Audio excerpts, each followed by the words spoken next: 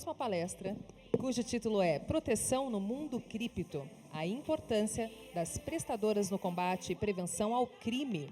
E para este momento, essa ocasião, nós vamos contar com o Procurador da República, Alexandre Senra, a quem eu gostaria de convidar aqui no palco, dando-lhe as boas-vindas. Seja muito bem-vindo aqui conosco. Com uma salva de palmas.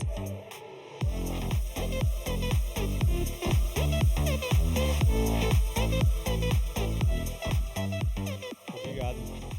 Eu achei que você ia dispensar as pessoas antes da minha palestra. Eu, caramba, calma. Tá acabando, mas não acabou ainda não, pessoal. De forma alguma, o palco é todo seu. Fique muito à vontade. Obrigado, hein? Boa tarde a todos. Eu me chamo Alexandre Senra e o nosso tema de hoje é Proteção no Mundo Cripto, a importância das prestadoras na prevenção e combate ao crime. E para a gente começar essa nossa apresentação, deixa eu ver aqui onde está o tempo, porque é um negócio que eu não gosto de fazer, é ficar estourando o tempo. Então, deixa eu ver aqui. Beleza, vou botar aqui. Ah, está aqui no meio, tá.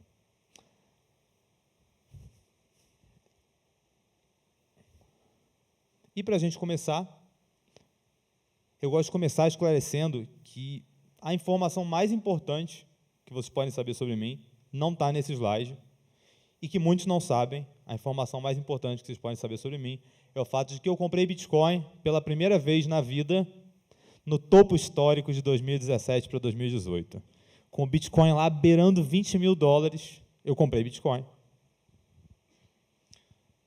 E aí, o que aconteceu no ano de 2018? O Bitcoin só se desvalorizou.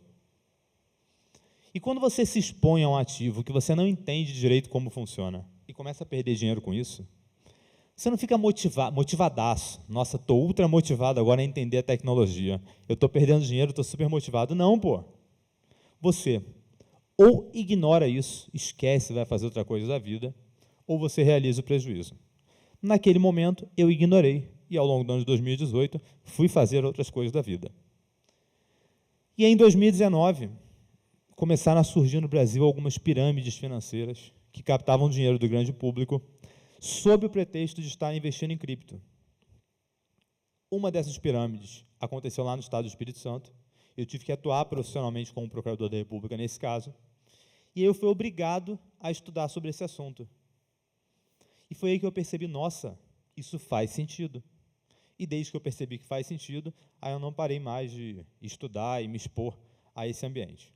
Mas percebam assim que não tem problema que novas pessoas entrem nesse ambiente agora, que comprem Bitcoin a 94 mil dólares, que provavelmente percam dinheiro no curto ou no médio prazo. Tudo isso não tem problema, faz parte da trajetória de aprendizado. O importante é que a gente manere sempre na nossa exposição e principalmente saiba o que está fazendo. E eu espero, ao longo dessa apresentação de hoje, conseguir contribuir nesse sentido. Para a gente falar sobre a importância das prestadoras no combate e prevenção a crimes com cripto, primeiro eu preciso destacar que esse é um problema relevante.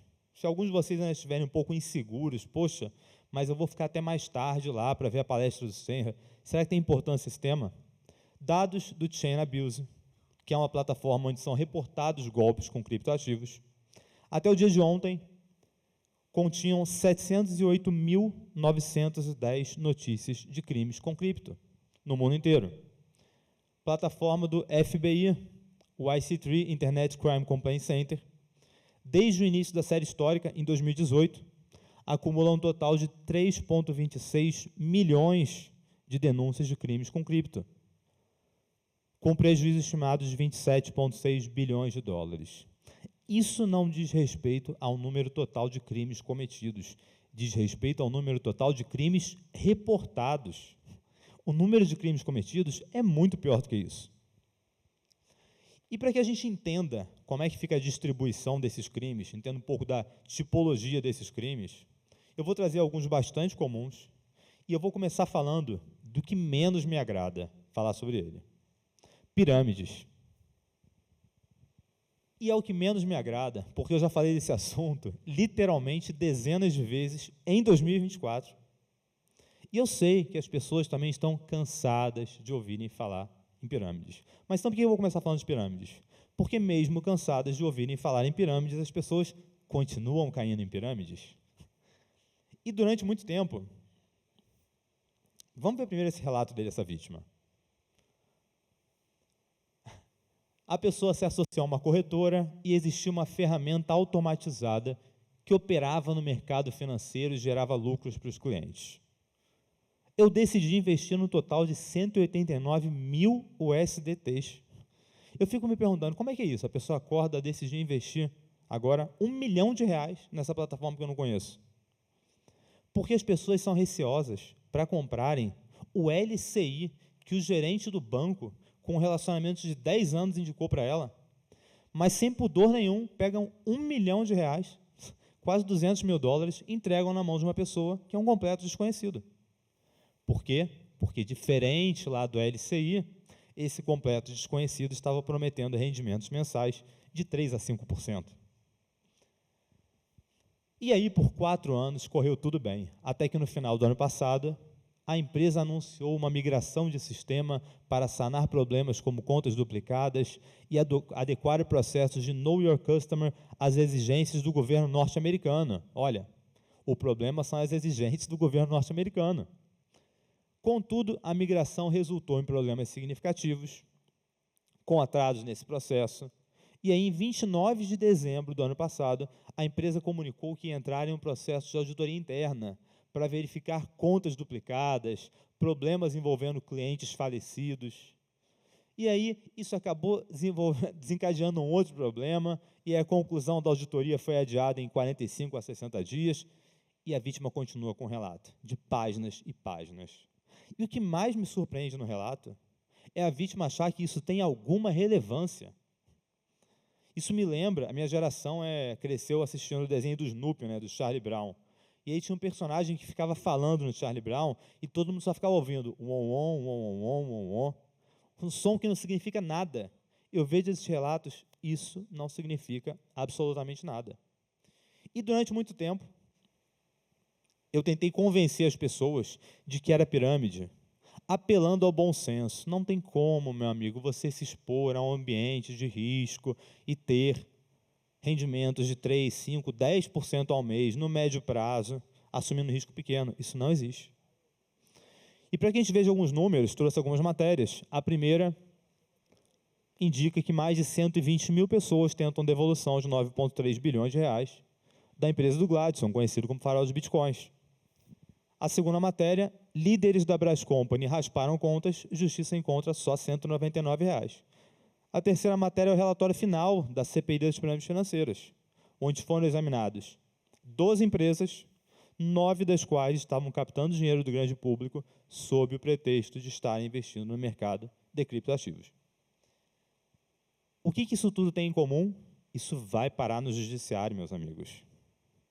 E aí não interessa se você é o juiz, se você é o promotor, ou procurador no meu caso, ou advogado de defesa, ou defensor, ou assessor, ou servidor, se você não entende essa parte técnica, você não tem condição nenhuma de lidar de forma minimamente satisfatória com esses casos. Eu estava ouvindo o painel anterior, e de fato é verdade. A regra das pessoas não vai ter interesse em compreender essa tecnologia. Mas se você tem que trabalhar com isso, meu amigo, isso não é uma opção para você. Você tem que entender, ué. Ah, não, eu não entendo, eu tenho dificuldade. Vá fazer outra coisa, então. Não tem como você se dispor a fazer isso e não querer assumir o custo de aprender. E aí, durante muito tempo, eu tentei apelar para a razão. Como eu vi que a razão não estava funcionando muito bem para as vítimas, eu comecei a apelar para a aritmética. E eu falei, olha só, meu amigo, entra lá no site do Banco Central, calculadora do cidadão, e aí você coloca um aporte inicial de R$ 50. Não é 50 mil, é 50 reais. Juros compostos de 5% ao mês. Eu estou sendo bastante conservador nesse investimento. Tinha pirâmide prometendo 30% ao mês. Estou falando 5% ao mês. Investimento de baixo risco. Ao final de 20 anos, você vai ter R$ 6 milhões. Eu não estou falando de você colocar R$ 50 todos os meses. Estou falando de você colocar R$ 50 uma única vez e reinvestir mês a mês. No final de 20 anos, você vai ter 6 milhões. Ah, Senra, mas tem a inflação. De repente, 6 milhões não vai ser suficiente para eu ter uma aposentadoria tão tranquila. Espere 30. Eu vou ter que trabalhar mais 30 anos ainda no serviço público até me aposentar? Qual que é o problema em você esperar 30 anos para, ao final de 30 anos, ter 2 bilhões? Porque se 2 bilhões, meu amigo, forem suficientes para você, você não precisa perder mais do que R$50. Então, caia no golpe, meu amigo. Pode cair no golpe, mas caia só com R$50. Não coloque 50 mil, não coloque a economia de uma vida inteira nisso. Eu não sei se essa abordagem melhorou em relação à anterior, mas ela criou uma situação de constrangimento, porque menos vítimas passaram a falar comigo desde que eu adotei essa abordagem. Segundo tipo de golpe que eu trago para vocês. E aí tem algumas variações no nome, né?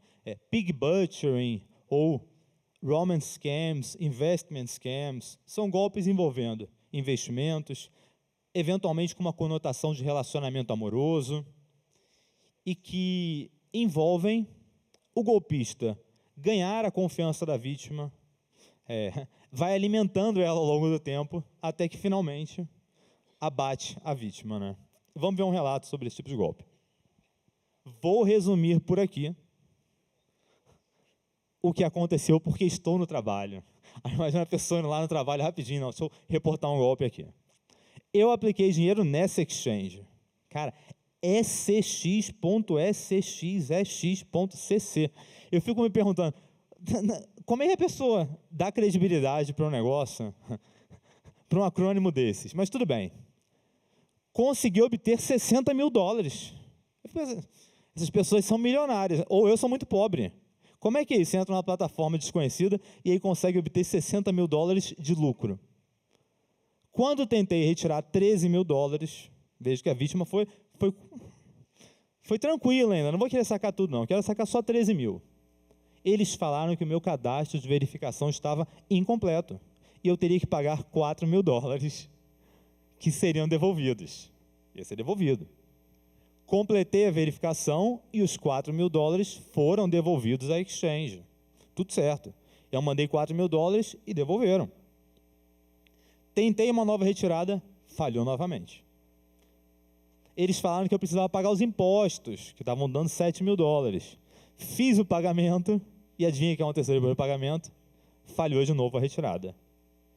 E aí eles enviaram a seguinte mensagem, mandaram lá a mensagem e tal, falando que ele precisava depositar mais dinheiro para ele conseguir fazer a retirada.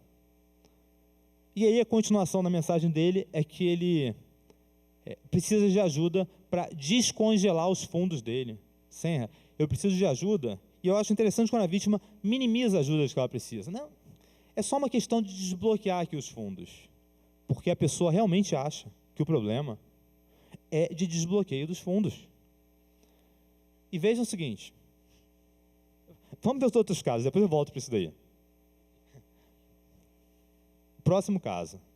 Bandido diz ser Arnold Schwarzenegger e aplica golpe de R$400 mil em idosa aposentada. Quando eu olhei essa matéria, é inevitável a gente achar graça. Porque você olha para o negócio e a impressão comum a todos nós isso é um troço tão ridículo como alguém pode cair. Aí eu assisti a entrevista dela e eu fiquei com vergonha. Meu Deus, como que eu pude achar ridículo uma situação tão triste de alguém se aproveitar da ingenuidade dela, e você vê ela falando economia de uma vida que ela entregou para um golpista, e aí você vê que realmente são muito tristes esses casos. Terceiro caso. Conheci uma garota de prenome Andressa. Eu gosto quando a vítima dá os nomes, né? Porque a vítima ela acredita que tem alguma relevância os nomes. Em um site de relacionamentos. Mora na Malásia, país da Ásia. Caso eu não soubesse ainda, ele me diz, país da Ásia. Me convidou a trabalhar com criptomoedas e aí eu investi R$1.000. Fiz cadastro na OKX, deve ter alguém aqui da OKX, depois na Binance. Beleza, conheço a OKX, conheço a Binance. Sendo assim, cadastrei na MP-Trade. Caramba, MP-Trade, nunca ouvi falar. Mas é na MP-Trade que a coisa acontece. Porque lá a vítima se cadastrou com o código de indicação da Vanessa e fez o primeiro saque de 1.000 USDTs. Aí voltou a investir pesado. Agora que eu vi que dá certo, estou no game. Investi R$34 mil. E a primeira vez que eu tive contato com esse tipo de relato, eu ficava pensando, cara, para o sujeito investir assim numa tacada só, com alguém que ele não conhece, 34 mil, não, ele deve no mínimo ter um salário de uns 100 mil reais por mês. Não, o cara vendeu o carro para investir 34 mil reais. E a mesma me incentivando a operar e obter grandes lucros. Fizemos uma transação onde ganhei 12 mil USDTs. Resumindo, a MP Trade congelou os meus ativos na hora que fui sacar. E eles me pediram para depositar o mesmo valor que tem na conta, cerca de 21 mil dólares, 21 mil USDTs. A Andressa ficou depositando na minha conta, vejam, a Andressa é gente boa, ficou depositando na conta dele ainda, para estimular ele a depositar mais dinheiro. Ela continuando no WhatsApp, sem me bloquear, dizendo que só me ajudou. O site é um site scam, é um golpe. Vim a saber depois do golpe. Prestei queixa, um boletim de ocorrência, mas nada resolveu. Perdi tudo e no chat da MP Trade agora só tem uma atendente de nome Jéssica. Agora você consegue falar com a Jéssica. E aí, pessoal? O que eu acho mais curioso desses casos todos? Se eu pegasse aqui um caderno, eu não tenho caderno, mas eu tenho um livro. Pronto. Pensem que é um caderno em branco esse livro aqui. E eu falasse para qualquer um de vocês, ó, agora eu trabalho com investimentos. E eu consigo rentabilizar qualquer valor que você me entregue, 8 a 10% ao mês, e vou te entregar 5% ao mês. Pô, Senra, tá meio esquisito isso aí. Não, pô, dá certo, vai por mim. Faz um Pix para mim de 50 mil reais, que eu vou anotar nesse caderno, que eu te devo 50 mil reais. E aí no final do primeiro mês, eu anoto no caderno assim, ó, devo agora 55 mil reais. Não, devo agora 52.500 reais. Pronto, 5%. Se eu falasse isso para vocês, aqui ó, como deu certo. Pô, vocês iam achar ridículo, ainda mais se não me conhecessem. Como que um desconhecido anota um negócio no caderno e acha que isso tem alguma credibilidade, que isso prova que eu tenho dinheiro em algum lugar? As pessoas fazem exatamente a mesma coisa, só que no aplicativo de celular. E aí, por um motivo misterioso, como a informação não aparece no caderno de papel e sim no aplicativo de celular, as pessoas pensam, pô, deve ser, está na internet, deve ser verdade, pô. E não é. Porque o maior problema, e a gente pode voltar para aquele relato agora, essa história de que eu fiz o pagamento e aí deu certo, a Andressa me ajudou, tudo isso são modificações na aplicação. A vítima abre o aplicativo, vê lá o saldo em 40 mil, aí faz o depósito, opa, agora o saldo realmente foi para 70 mil. Sim, é a pessoa com o caderninho lá, ó, risca o caderninho, anota outro valor. E essa imagem daqui, para quem não tiver assistido ainda, é da série True Detective, da temporada Night Country. Episódio final, vou jogar spoiler logo, já vou matar quem ficou aqui até o final. No último episódio, esse é um dos protagonistas, ele vai no aeroporto, na véspera do Natal, esperar a noiva dele, com quem ele vinha se correspondendo há 2 anos, e que ele vinha ajudando financeiramente. E ele fica lá, esperando a noiva dele desembarcar da aeronave, porque eles iam casar no Natal. Descem todos os passageiros e no final desce uma moça muito bonita. E aí coloca o cap na cabeça, era a aeromoça. Porra, aí você fica devastado, você já sabe o que vai acontecer. É óbvio que é golpe, mas ainda assim você fica devastado, com uma história ficcional. E piora, ele chega em casa e o filho pergunta para ele, a fulana de tal perdeu o voo? Isso, meus amigos, é para mostrar para vocês que é muito complicado para a vítima ela chegar ao Estado, na autoridade policial, no Ministério Público, e reportar que foi vítima desse tipo de golpe. Ela já chega lá num estado de fragilização incrível. O nosso papel é acolher. A gente pode achar graça, a gente pode rir, pode fazer isso tudo. No boteco, entre os nossos amigos. Na hora de você atender a vítima, você tem que acolher, ouvi-la atentamente, porque ela já está num estado, assim, deplorável em termos psicológicos e financeiros. E é importante, para a gente entender um pouco melhor esses casos aí, que a gente saiba tecnicamente o que são criptoativos, o que é blockchain, e uma diferença que eu gosto muito de traçar entre criptoativos e saldos representativos. Criptoativos são ativos digitais que não podem ser copiados. Eu moro no Espírito Santo, mas sou do Rio de Janeiro. Final da década de 90, o que eu fazia com os meus amiguinhos? Ia no centro do Rio de Janeiro comprar joguinhos de computador pirata.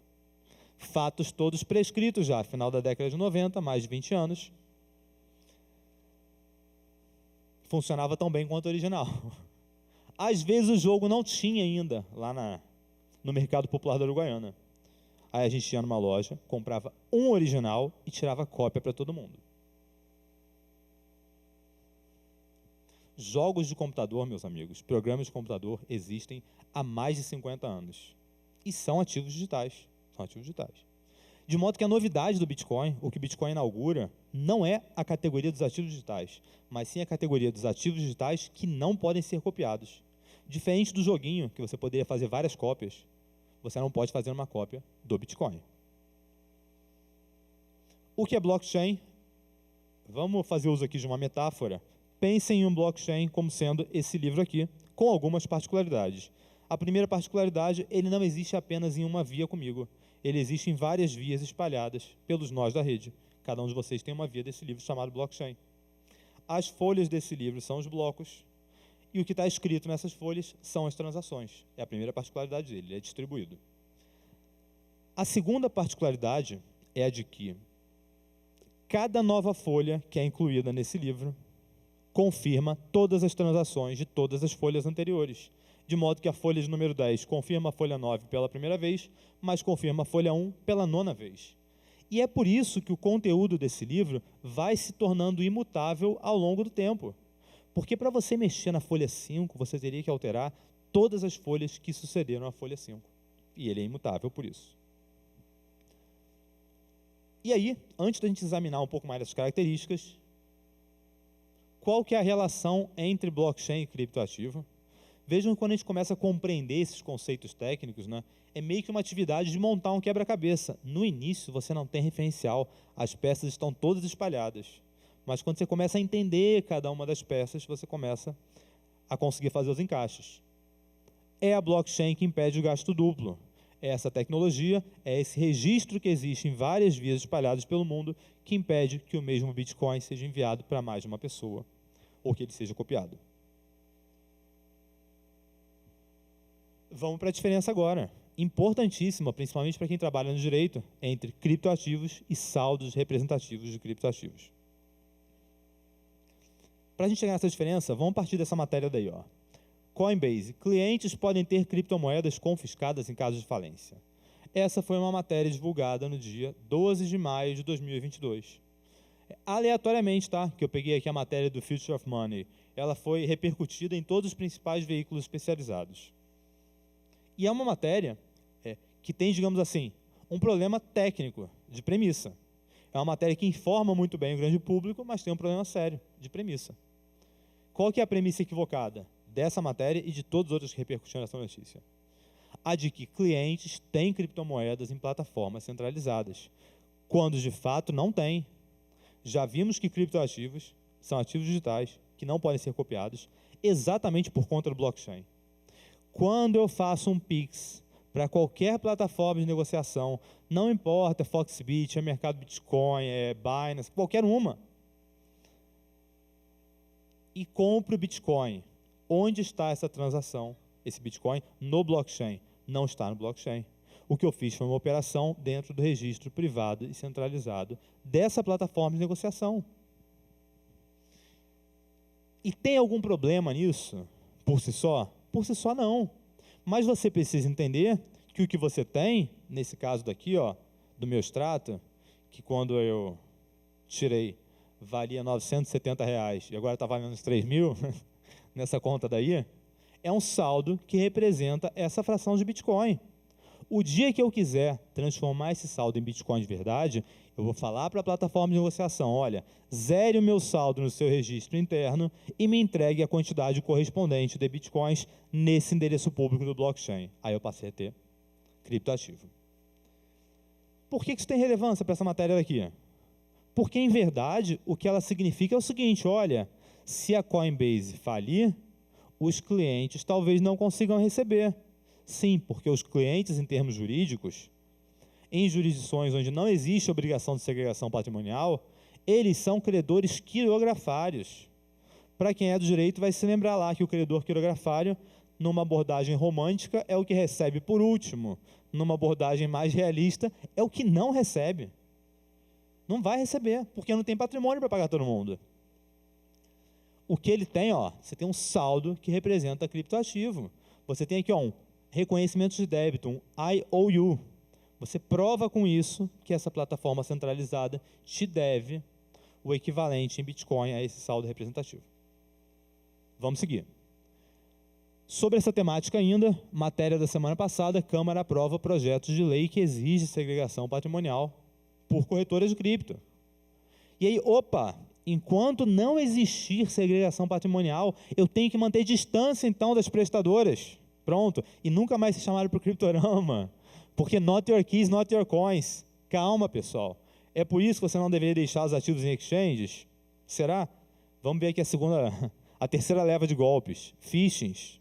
Capturas de informações pessoais, de fraude de recuperação, de chave privada, de credencial de acesso. Trouxe aqui vários relatos de golpes de phishing.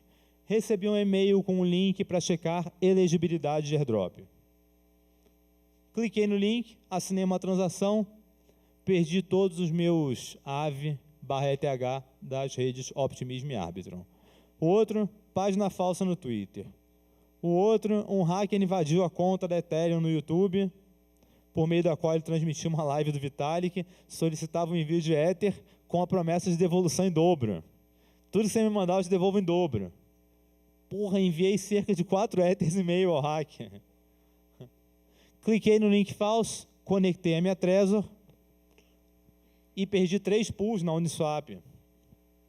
Entrei no Twitter da Renzo Protocol, cliquei, assinei umas transações, sou experiente, a vítima de fala, sou experiente, mas nessa daí, perdi o valor que eu estava juntando para o meu filho de 10 anos. Entrei no site falso, acessei minha conta com as 12 palavras, nossa, esse aqui eu acho de matar. O cara entrou no site falso, inseriu a fraude de recuperação, e o hacker roubou a minha senha com todos os meus bitcoins. É assim, a pessoa toma o golpe e depois nem entende o que aconteceu ainda. Então vamos explicar o que aconteceu. Para a gente explicar minimamente o que aconteceu, a gente precisa dominar os conceitos técnicos de chave privada, endereço público, fraude de recuperação e senha, conta e carteira. Vamos ver esses conceitos em duplinhas. Primeira dupla. Uma analogia que eu gosto sempre de fazer é de vocês pensarem na chave privada como a chave da casa de vocês. Tem uma chave aqui só para isso, pronto. E no endereço público como endereço residencial. Só que essa chave da casa de vocês tem 2 particularidades. A primeira é a de que ela vem com o endereço anotado. Eu sou mestre em perder chave. Não falo mais para a esposa, sei que ela fica brava quando eu conto que perdi a chave, mas eu perco. Isso nunca me colocou em risco, nem a minha família em risco. Porque quem encontrar essa chave assim na rua, não vai fazer a menor ideia de qual porta ela abre. Chaves privadas não são assim. O endereço está escrito nelas. O endereço público deriva da chave privada. Se alguém tiver acesso indevido à sua chave privada, vai entrar na sua casa e vai levar tudo embora. Segunda característica, chaves privadas abrem portas que não podem ser arrombadas. Se você perder a chave privada, você nunca mais entra em casa. Existem verdadeiras fortunas esquecidas no blockchain? Não estão esquecidas, estão inacessíveis. Provavelmente são posições de pessoas que perderam a chave privada do respectivo endereço público ao tempo em que aquelas posições valiam dezenas ou algumas poucas centenas de dólares. E os ativos não desaparecem do blockchain. Os ativos são lançamentos no blockchain, continuam lá. E o blockchain é público, todo mundo vê. O que foi perdido foi o acesso a eles. Você perdeu a chave e a porta não pode ser arrombada. Segunda duplinha de conceitos. Sim. Como é que se parece, uma chave privada e um endereço público? São sequências alfanuméricas.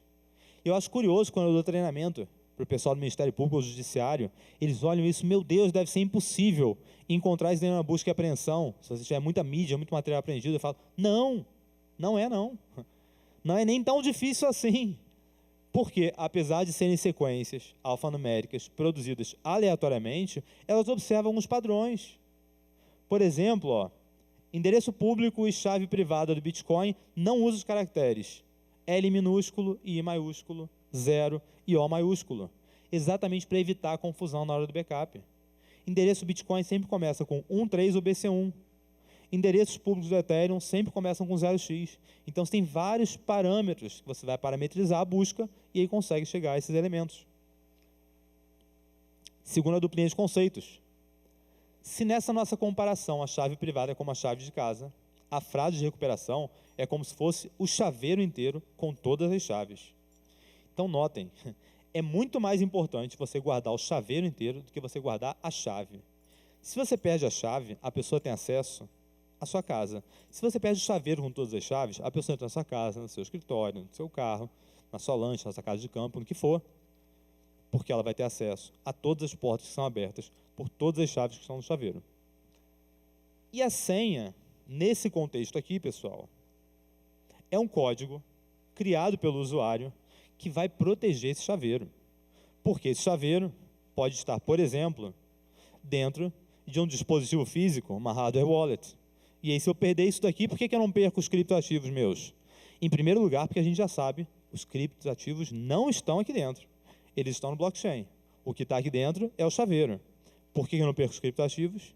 Porque a pessoa precisa da senha para descriptografar o chaveiro que está aqui dentro. Terceira duplinha de conceitos. Nossa última duplinha de conceitos. Assim, como é que se parece, pessoal? Uma frase de recuperação. Está ficando cada vez mais complicada a frase de recuperação, porque até uns anos atrás se falava, olha, é uma sequência de 12, 18 ou 24 palavras dentre 2.048 palavras da língua inglesa. Aí agora já tem 12, 15, 18, 21, 24. Agora já tem carteiras com seeds em outros idiomas. Mas originalmente, digamos assim, era uma sequência de 12, 18 ou 24 palavras dentre 2.048 palavras que de fato existem. Eu tive um problema de segurança com algumas carteiras minhas há uns 5 meses atrás. Fui trocar o notebook antigo para o notebook novo. Eu tenho várias carteiras instaladas no meu notebook. Abri carteira por carteira, olhei a frase de recuperação, coloquei no notebook novo, testei, está funcionando, beleza. Fiz isso com umas 10 carteiras, que era as que eu tinha instalado no notebook. Virei para o computador antigo, apaguei tudo. Olhei para o computador novo, o céu escureceu, o estômago embrulhou. Meu Deus do céu, sumiu tudo. Porque os dois estavam sincronizados no mesmo perfil do Chrome.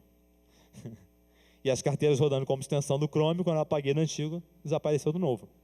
Mas eu sempre falo que backup tem que ser feito em meio físico também. E eu tinha alguns backups em meio físico. Mas bate aquela insegurança, né? Pô, é muita carteira, é carteira de teste. Será que não teve nenhuma que eu falei, depois eu faço e o depois nunca chegou? Agora eu vou descobrir. E eu comecei a fazer importação, carteira por carteira. Uma não funcionou. Mesmo assim eu consegui recuperar. Por quê? Porque a primeira providência que eu adotei foi checar se todas as palavras que eu tinha anotado estavam ou não na relação de 2.048 palavras. Uma não estava. Pronto. Agora, com 2.048 tentativas, eu consigo recuperar os meus fundos. Mas é claro que eu comecei pelas palavras mais parecidas. E aí, na quinta ou sexta alternativa, eu consegui. Eu não se lembro se era crunch e eu anotei couch, ou o contrário, era um negócio com C.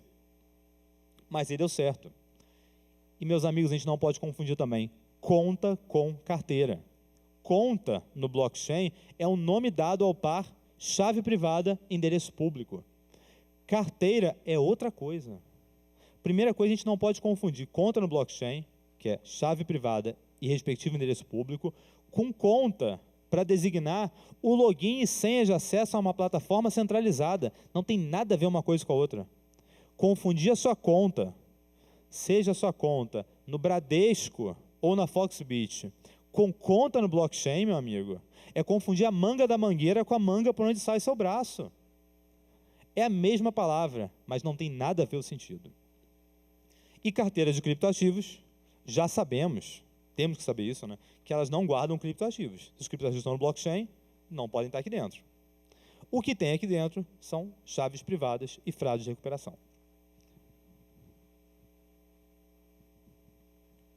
Alguns tipos de carteira.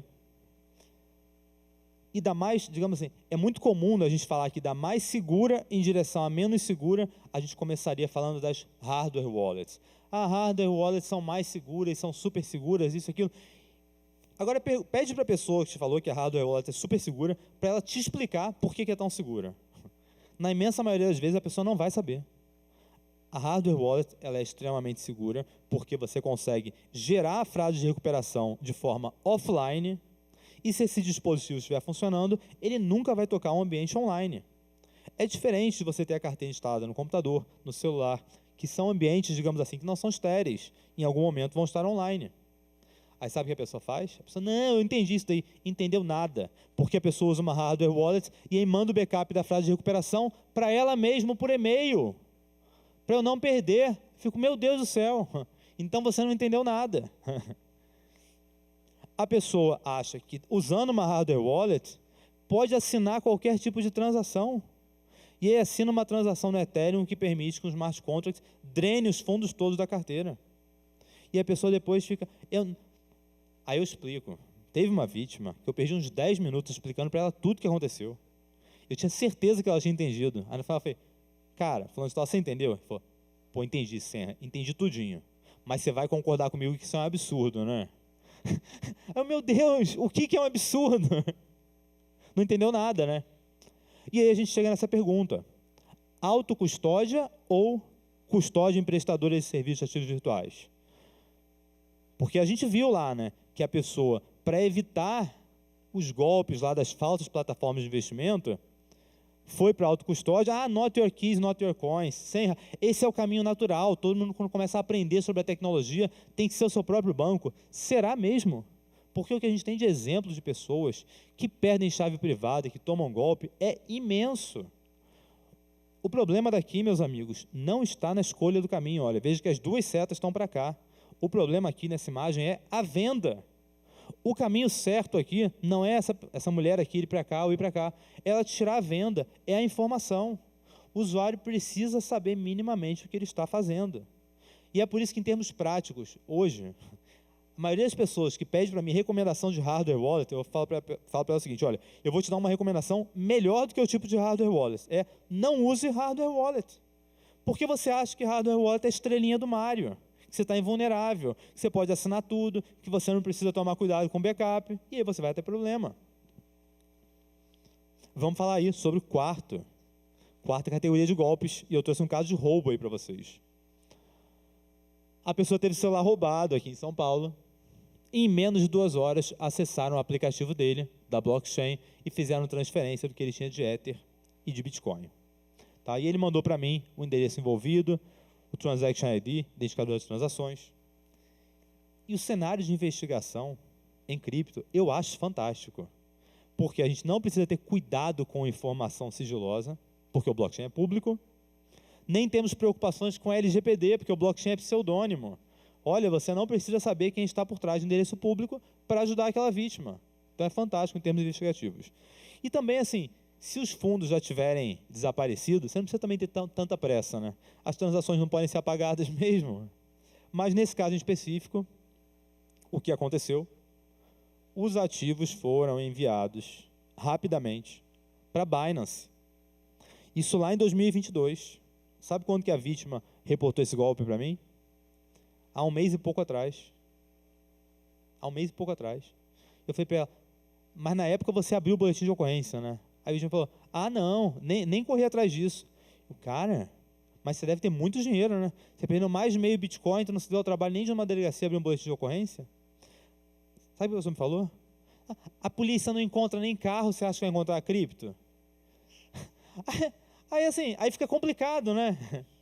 Por quê? Porque a vítima tem que fazer a parte dela. Nós do poder público estamos fazendo a nossa, mas a gente precisa que a vítima faça a parte dela também. E antes de ver o que as prestadoras têm a ver com isso, vamos examinar alguns outros conceitos que ficaram para trás. Por que é possível fazer esse tipo de rastreio? Tá? Porque existem algumas características comuns do blockchain, como publicidade e pseudonimato, como o fato de cada transação ter um identificador único, o Transaction ID, como o fato dessas transações poderem ser rastreadas, como o fato da gente estar atrás de ativos que são fungíveis, substituíveis entre si. E veja, esse é um aspecto bem interessante. Quando a gente faz um rastreio, o cenário ideal é que a gente consiga fazer esse rastreio até uma conta de depósito em uma plataforma centralizada. E aí, não raro, quando eu estou lidando com alguém mais técnico, que não é do direito, a pessoa fala para mim o seguinte: Senra, essa associação entre o endereço do hacker ou do golpista e o endereço de depósito dessa exchange não tem relevância para o seu caso. Como é que você está me falando que não tem relevância? Por que não tem relevância? Não, porque isso daí foi um envio anterior ao golpe. Porque muitas vezes a pessoa que não é do direito, ela acha que você está rastreando aquele dinheiro. Como se num caso de corrupção, onde a corrupção é cometida com a entrega de uma mala com 50 mil reais, você tivesse a preocupação de recuperar as mesmas notas. Você não está indo atrás das mesmas notas. Então quer dizer que se o sujeito que foi corrompido pegar os 50 mil reais e trocar por um Rolex, você vai esquecer isso? Você não vai atrás do Rolex? Você vai. Por quê? Porque a gente está rastreando aqui itens fungíveis. E aí, qual que é a importância, né? Vamos falar rapidinho aqui da importância do pseudonimato nesse ambiente transparente. Não tem como eu saber, olhando para o explorador de blocos, olhando para o blockchain, quem está por trás do endereço público, mas eu consigo ver todas as movimentações em que aquele endereço público esteve envolvido. Nesse caso aqui é um videozinho do Danny Edson, vocês clicarem em cima vocês vão ver, o canal dele lá tem 230 mil inscritos no YouTube, e ele relata nesse vídeo que ele foi vítima de um golpe e perdeu um Bitcoin, e fala, ó, se alguém puder me ajudar, esse é o meu endereço público. Com o endereço público, a gente consegue ver lá quanto que ele perdeu, um Bitcoin, a época desse print aqui valendo o valor de 41 mil dólares, quanto foi pago de taxa para essa transação ser incluída no bloco, em que bloco ela foi incluída, qual o horário e data dela. Tudo isso é possível porque o blockchain é público e porque o pseudonimato não é uma imposição, ele é renunciável, a pessoa pode se identificar. Várias prestadoras identificam-se publicamente, e aí quando você abre lá um explorador de blocos, você vai ver lá uma tagzinha com o nome de cada prestador associado àquele respectivo endereço. Vamos seguindo aqui. Aqui, sobre essa importância ainda do pseudonimato, vou destacar um exemplozinho só, tá, desses aqui. Quem entrar lá na Blur, que é hoje a maior plataforma de negociação de NFTs em volume negociado, rodar a página até o final, vai ver essa imagem daqui. Ah, a Blur ela é confiável, porque quem está afiançando que a plataforma é confiável é o Punk 6529, o Keyboard Monkey, Zeneca, Dizzy, Cosomo de Médici. Porra, vocês gostam mesmo de figurinha, né, Senra? Aqui na imagem da direita, é um curso que foi feito pela Universidade de Nicósia, coordenado pelo professor Jorge Diagles e pelo Punk 6529. E a imensa maioria das pessoas que se inscreveu nesse curso não se inscreveu por conta do Diagles. Se inscreveu para ter aula com o Punk 6529, de câmera fechada e adulterador de voz. Difícil entender. Difícil entender. Eu, inclusive, me inscrevi, porque as pessoas adoram uma figurinha, Senra. Também, mas não é só por isso.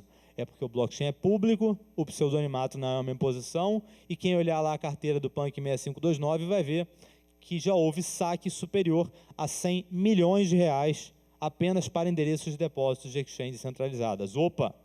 Eu não sei qual é o CPF dele, mas um sujeito que já enviou mais de 100 milhões de reais para exchanges centralizadas deve ter algo a falar que me interesse. Então não é só gostar de figurinha, meus amigos. Vamos lá, caminhando para o final já. O que as prestadoras têm a ver com isso? Que é o nosso grande tema daqui.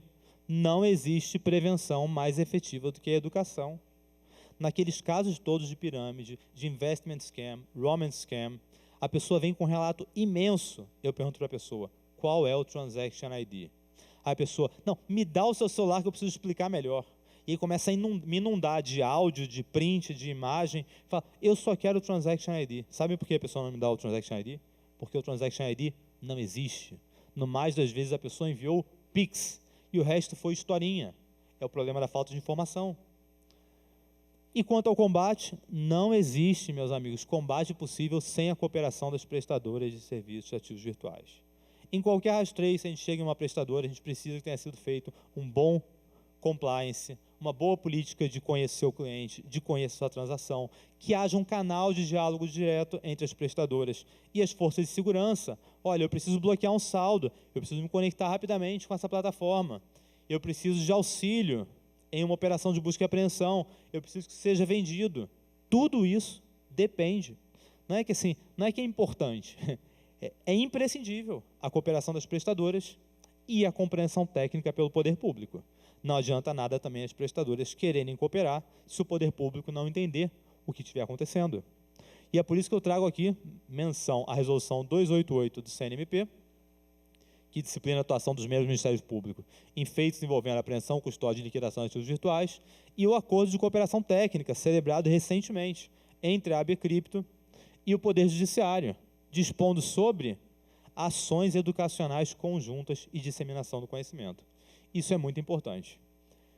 Mas será que golpista manda dinheiro para a plataforma centralizada? Relatório da Chainalysis apontando que mais de 50% dos fundos de origem ilícita foram parar desde o início da série histórica, desde 2019, sempre em exchanges centralizados com políticas Know Your Customer.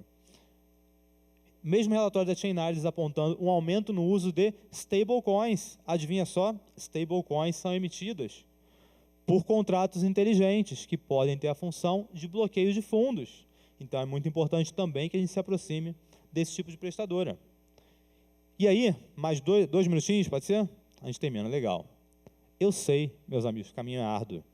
Eu tirei esse print, há 2 dias atrás, das contribuições que foram dadas lá em dezembro de 2023, a consulta 97 do Banco Central, que foi a primeira, né? Agora o Banco Central abriu mais 2 consultas, a Receita Federal abriu uma consulta e foi aprovado o PL da segregação patrimonial na Câmara dos Deputados. Tudo isso nos últimos 10 dias. Mas eu fui lá na consulta do final de 2023 e vejam o nível das contribuições. Contribua com a regulação dos criptoativos pelo Banco Central. Aí a pessoa. Não regularizar o Bitcoin. O governo não deve se meter. O cidadão trabalha incansavelmente.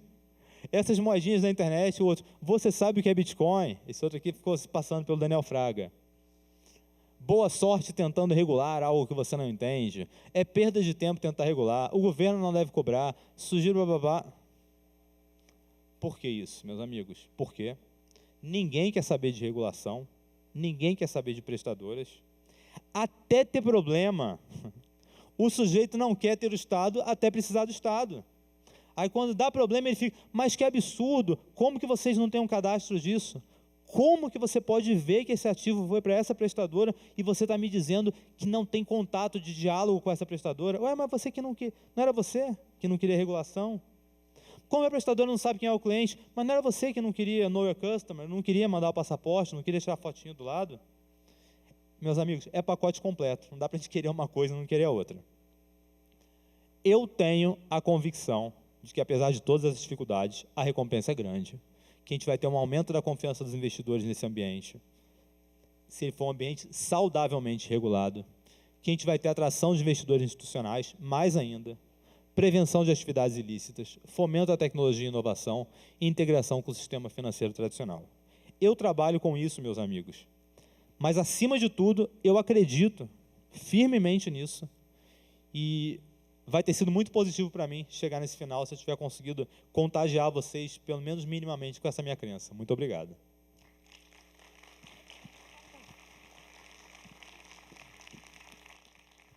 Maravilhoso. Para encerrar, é outro estilo. É ótima apresentação, Alexandre. Muito bom, muito bom. Muito obrigado. Poxa, bom, a apresentação estava ali, estava ali no backstage vendo. Maravilhoso, maravilhoso, maravilhoso. Meus amigos, Alexandre, aproveita para mim esse momento. Queria agradecer aqui a presença de todos. Muito obrigado por ter feito o encerramento do primeiro dia. A gente espera todos vocês amanhã também. Muito obrigado por ter vindo aqui. E Lud, por favor. Vamos lá, então. Dá um pouquinho mais de volume para mim. Obrigada, tá? Muitíssimo obrigado ao Procurador da República, Alexandre Serra, que esteve conosco. A cada um de vocês que participou desse dia, o nosso muitíssimo obrigada.